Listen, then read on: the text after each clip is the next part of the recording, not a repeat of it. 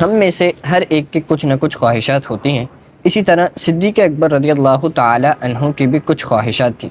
اگر ہم سے کوئی پوچھے کہ آپ کی 3 بڑی خواہشات کیا ہیں، تو ذرا غور کیجئے گا کہ ہماری خواہشات کچھ اس قسم کی ہوں گی کہ کسی کو گاڑی لینے کا شوق ہوگا، تو کسی کو بنگلہ بنانے کا شوق ہوگا، تو کسی کو امریکہ یا یورپ کے نظارے کرنے کا شوق ہوگا۔ مگر قربان جائیے صدیق اکبر رضی اللہ تعالی عنہ پر کہ آپ کی خواہشات کچھ اس قسم کی ہیں۔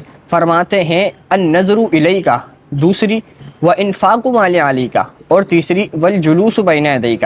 سبحان اللہ، کیا موتیوں جیسے الفاظ ہیں۔ قربان جائیے صدیق اکبر پر، یہ عاشق اکبر کے الفاظ ہیں۔ کیا فرماتے ہیں؟ النظر الیک، حضور بس آپ کو دیکھتا رہوں۔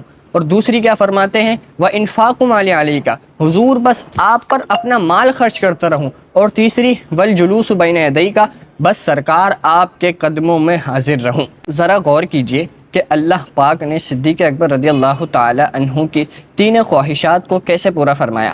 پہلی ہے النظر الیک، حضور بس آپ کو دیکھتا رہوں۔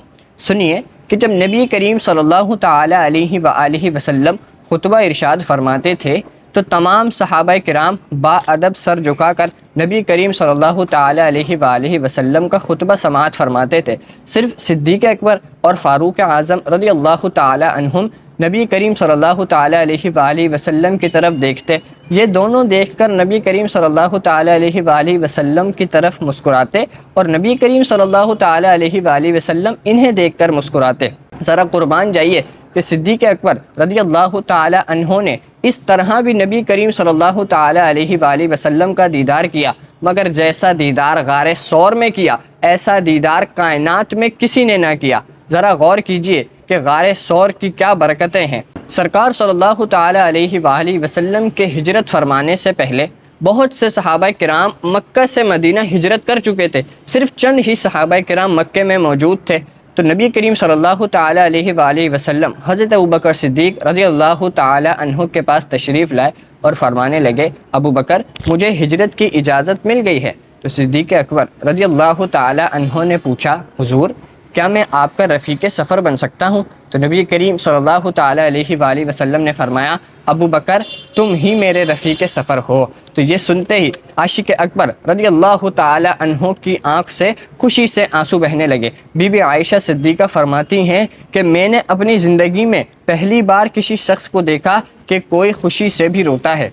یہ سفر شروع ہوا۔ ذرا غور کیجئے کہ آج لوگ مکے سے مدینہ جاتے ہیں، گاڑیاں ہوتی ہیں، بہت خوشی کا سما ہوتا ہے اور دل خوشی سے جھوم رہا ہوتا ہے، لیکن یہ سفر خوف کا تھا۔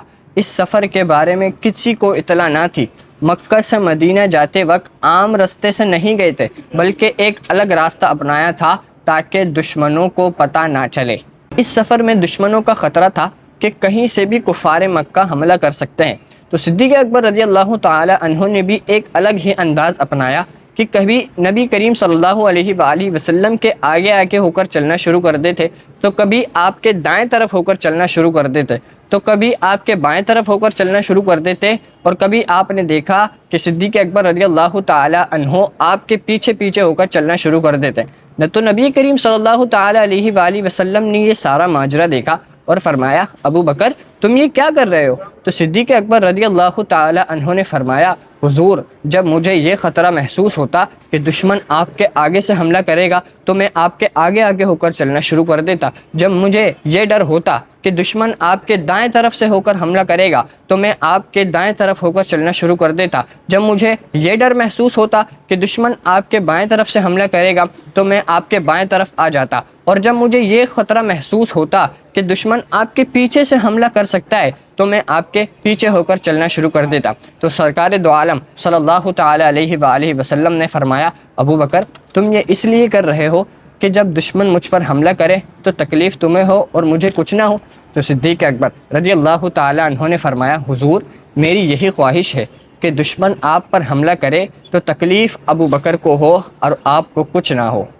یار کے نام پہ مرنے والا، سب کچھ صدقہ کرنے والا، ایڑی تو رکھ دی سانپ کے بل پر، زہر کا صدمہ سہ لیا دل پر، منزل صدق و عشق کا رہبر، یہ سب کچھ ہے خاطر دل بر۔ صلو علی الحبیب صلی اللہ تعالی علی محمد صلی اللہ تعالی علیہ وآلہ وسلم۔